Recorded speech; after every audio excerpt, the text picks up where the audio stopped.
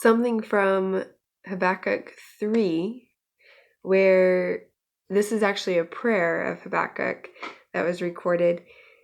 And one part that I especially like from within his prayer is in verses 12 and 13. In indignation, you marched through the earth. In anger, you trampled the nations.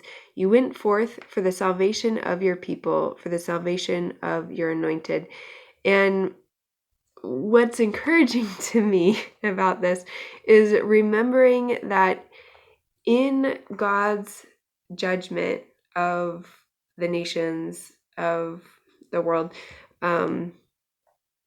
it says here, you went forth for the salvation of your people, for the salvation of your anointed.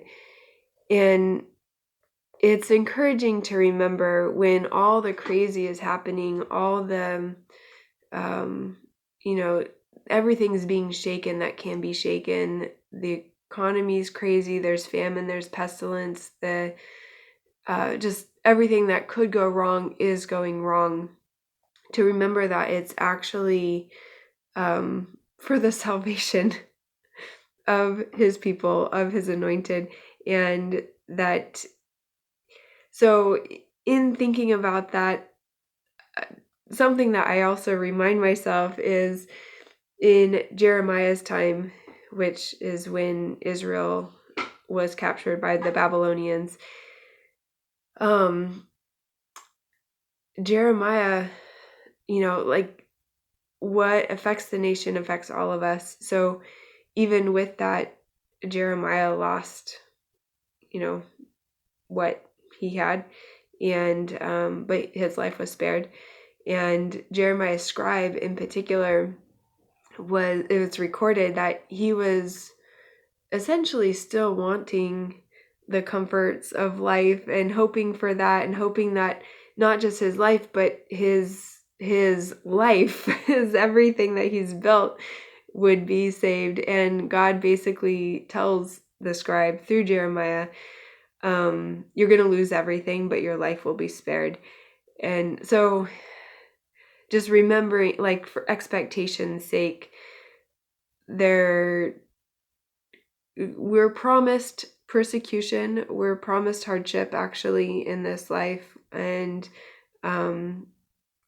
just because God's coming for the salvation of his people, and when he's destroying wickedness, he is able to spare the righteous. Like he took Lot and his family out of Sodom and Gomorrah before destroying it. He spared Jeremiah's life. He spared the scribe's life. Like God is able to protect his people.